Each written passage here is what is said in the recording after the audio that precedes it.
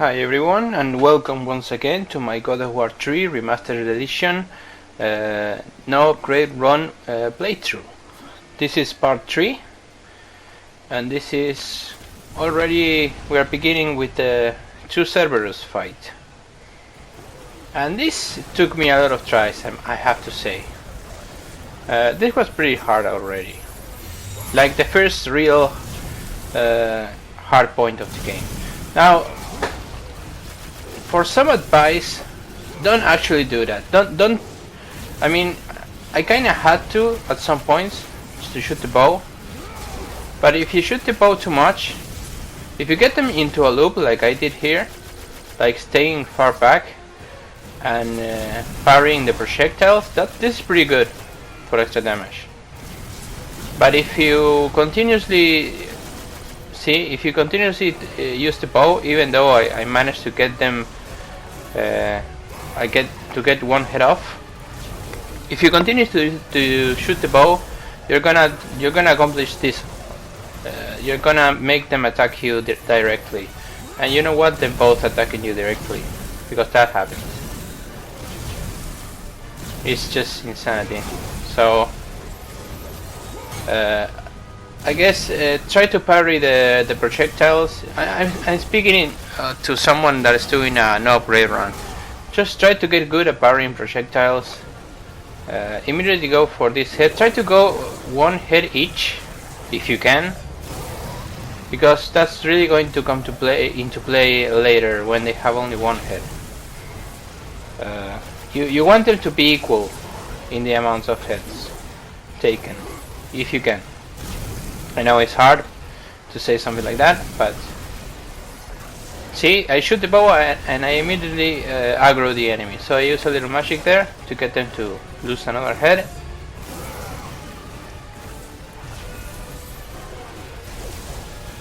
Another magic there. See, they're both aggroing right now, so I have to get the fuck out of there. See? Another magic to kinda separate me from them. That they attack each other there. I have one circle over there, so oh my god, I lost it.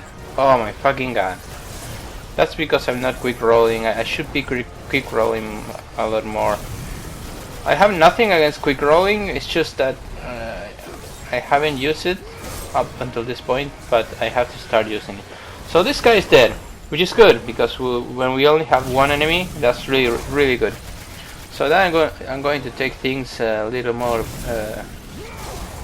slowly. I'm going to parry whatever it throws me. He has two heads still, so really take this rest of the fight slow.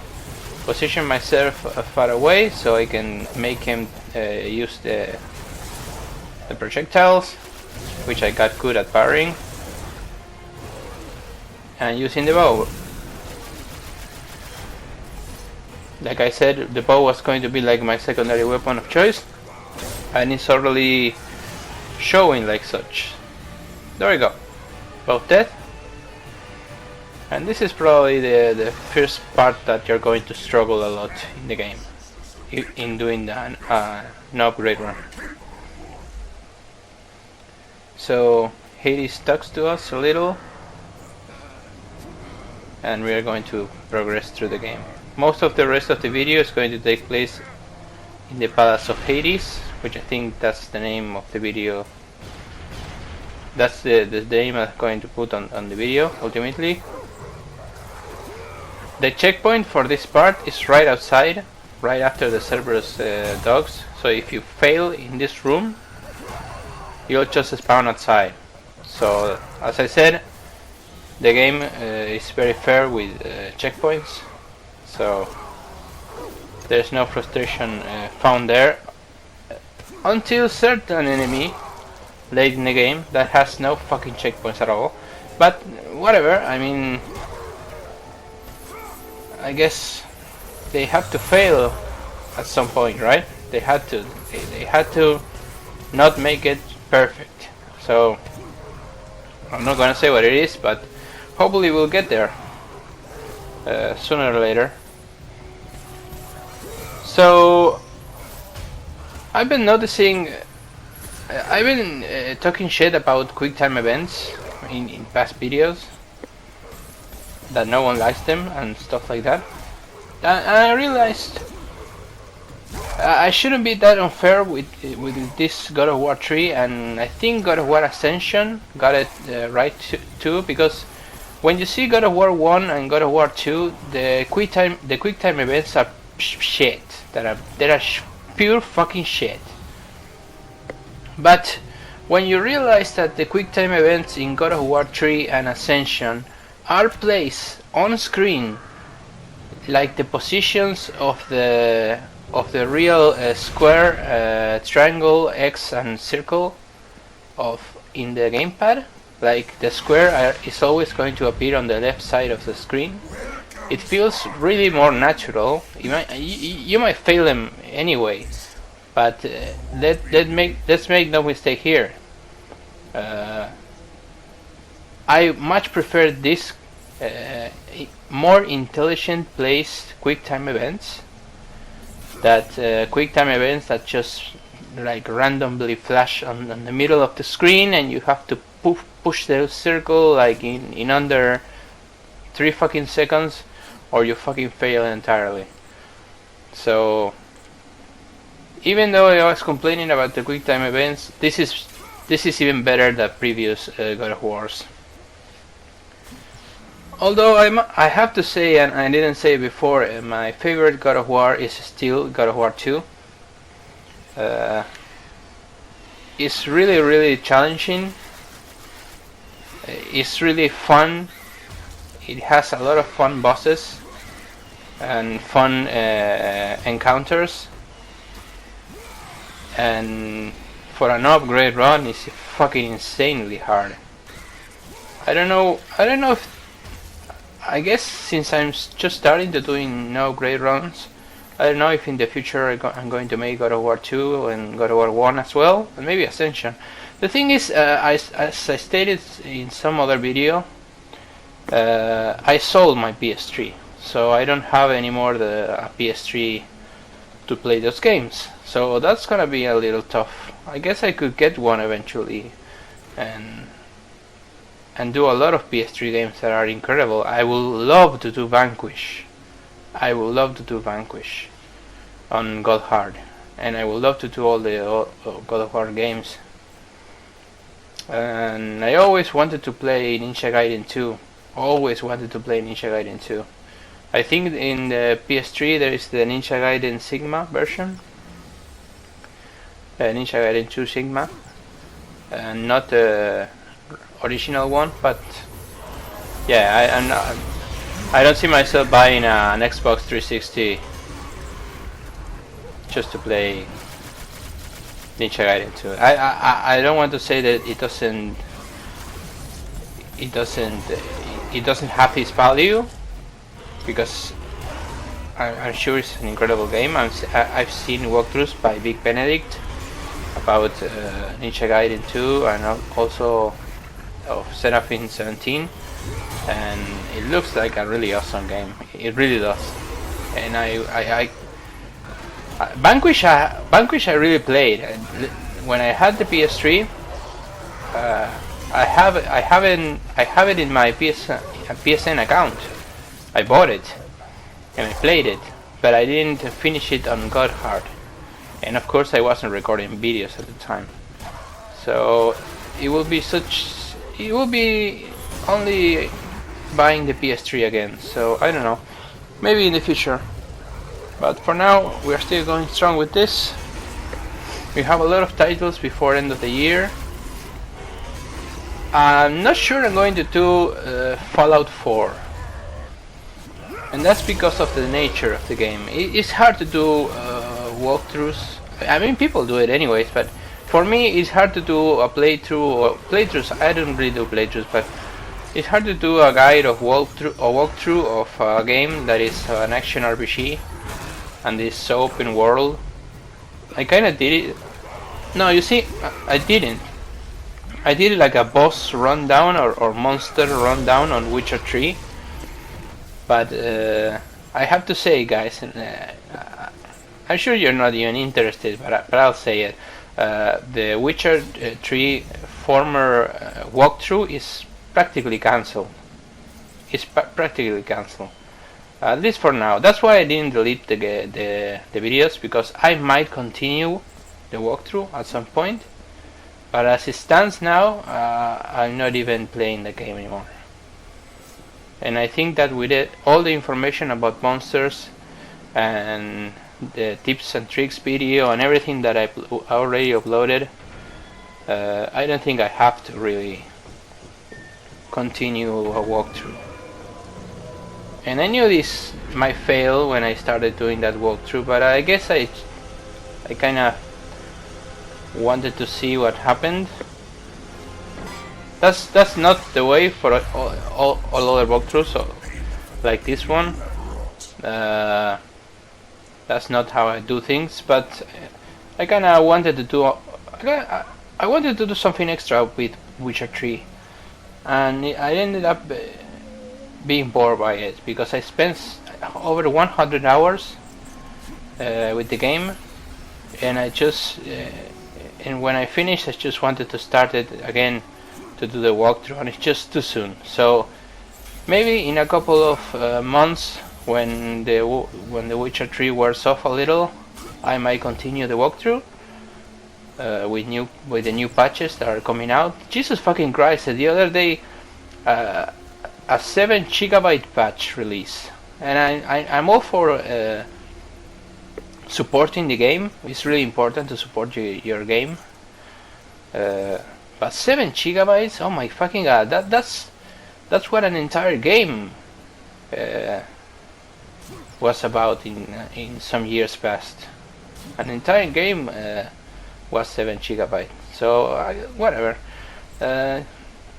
So this part is just mainly puzzles. The hardest fight was with the Minotaurs, the 2 Minotaurs and the dogs. The next video is going to be Hades, the entire boss fight, and let me tell you, I'm not gonna exaggerate. I died a lot on Hades, but not on the fight itself when you are fighting against him, but on the fucking like when he attacks you from the ground and in the air with his chains. I died a lot there because I miscalculated what it's going to do. I died a lot because I failed to destroy his body parts that he loses until I figured out what to do. And I died a lot in the last part when he does like he one-shots me. He practically one-shots me in the last part, so I died a lot in that part too. So that's basically. I didn't die as much as I thought that I would die, but let's face it, Hades is not really that hard of a boss. There are bosses that are way harder in this game. Actually, it could be said that Hades is one of the most cooler bosses in the game, together with the first one, Poseidon. Not really that difficult, but even for an upgrade run. But there sure are big and great looking bosses. I mean, what do we have left in terms of bosses here? Like we have the fucking God of the Sun, who is not Soler, by the way. I was just remembering Soler when all of that, when I was fighting the God of the Sun. In the other walkthrough, I haven't reached that part of the game yet. I don't know, we have the God of the Sun, but we don't really fight him. I mean, we just shoot it with a ballista and kind of kill him afterwards. Then we have the most annoying part in the game, not counting the fucking Scorpion battle, maybe. That's probably the worst boss in the game. Yeah. So not even for an upgrade run. I mean, that's the fucking worst boss in the game. Like normally, It's just annoying and it's not really inspired. It's a huge scorpion, like whatever. I don't really like that boss. And I'm sure I'm gonna hate it a lot more when we got to it. So what else do we got? That guy that runs pretty fast. I don't remember the name. That's a fucking annoyance. Chasing him and then fighting him, quote unquote, fighting him. That's a fucking annoyance of a boss. And I don't know if the Cerberus Breeder boss fight is actually a boss fight. I call it a boss fight because it looks like a boss fight. Yeah, I guess it could be a boss fight. It's not presented as a boss fight, but it's the only type of enemy like this in the game, so maybe it is a boss fight. So we have reached almost the end of the video. I just have to do one more puzzle. Sorry if this video is kind of boring, guys. It doesn't have much action, but I said that I was going to do all explorations too. So this could work like a walkthrough or guide, and I'm not going to fail now, don't worry. So yeah, I'm going to start using more the quick roll. It's not something that I don't use at all times. It's just something that I played so much of God of War without using the quick rolls and the fast rolls that I kinda got used to it, but I'm going to start using it, no doubt, because the part that we are going to fight at the mid-late parts of the game, there are some crazy fights there, and it's totally fucking necessary to use it, in my opinion. It's fucking necessary. So, but we haven't reached them, so let's not get upset for places that we haven't reached yet. So we're going to trap this hand, and then we are about to fight Hades, which will be part 4, and it will be entirely Hades. I will comment the strategies, the phases, what you should do. Everything more pointed out for a no upgrade run, of course, but it can work for harder difficulties as well. And yeah, we're gonna have the second boss in the game. A really cool boss. So there we go, guys. Again, welcome to the guide. This was part 3, and we'll see each other in part 4. Take care.